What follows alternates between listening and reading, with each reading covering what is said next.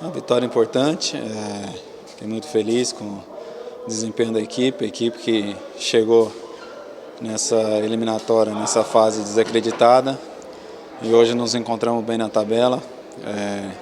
Manter a cabeça no lugar, pés no chão e buscar nos próximos jogos confirmar essa boa fase. A gente trabalha bastante e no momento ali havia conversado com o Casimiro e Neymar fez uma grande cobrança e eu fui feliz no cabeceio com a grande participação do Casimiro na jogada. São todas jogadas que a gente trabalha bastante e hoje pude desfrutar desse momento muito importante. É mais um ano que eu passo aqui e esse grupo aqui sensacional.